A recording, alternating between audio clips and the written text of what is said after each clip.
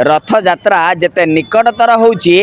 महाराणा मानकर हाथ से तीव्रतर होगा लगी रथ कार्य एवं एक प्रकार संपूर्ण होगा उपरे आम मिलूना सीधा सड़क से रथ कलार चित्र देखापी कहि मो सहयोगी किपरि भाव में जो महाराणा सेवायत मैंने रही संपूर्ण भाव में कार्य नियोजित रही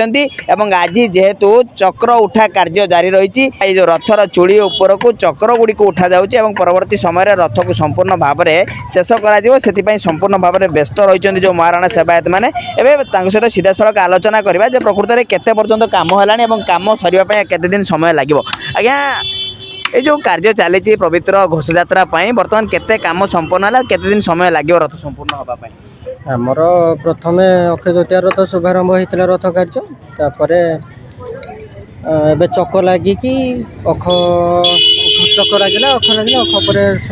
छंदा छंदा पर मुहेड़ मुहेड़ लगे छात छात पर सुना लगिकी कनिया खुंटी पर एबे चूड़ी उठिकी चक्र चूड़ीर संपूर्ण कार्य एबे चक्र लगिले आज कंप्लीट हम केते दिन लगे रथ संपूर्ण भाव में छिड़ा आउ 10 मु 10 तारीख सुधा एटा कंप्लीट दिया जो बोली प्रतिश्रुति दिया है रथ चलित वर्ष कार्य किसी बाधा प्राप्त आसला ना किसी बाधा ना प्रशासन पूर्ण सहयोग आम प्रति अच्छी किसी असुविधा ना तो एत असह्य खरा होती काम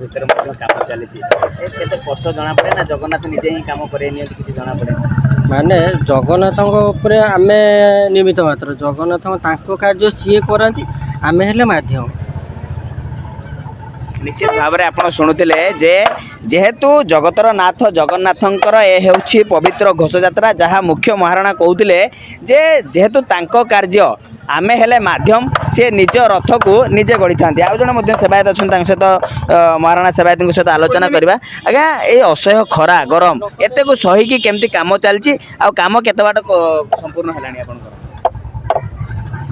काम तो सरिबा उपरे बर्तमान अच्छी प्रत्येक वर्ष रथयात्रा आसो केते अनै था आसबे विश्व नियंता रथ को आप गढ़े केते अपेक्षा था बहुत खुशी आम से रही था मो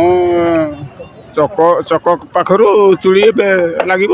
आज लगे चूड़ी आज सुधा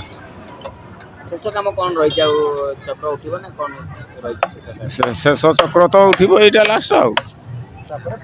निश्चित भाव में आप शुणुले जे शेष चक्र बाकी रही शेष चक्र उठिला परे एक प्रकार कहीपर जे रथर कार्य संपन्न हम से रथ कला संपूर्ण भाव में चलचंचल होती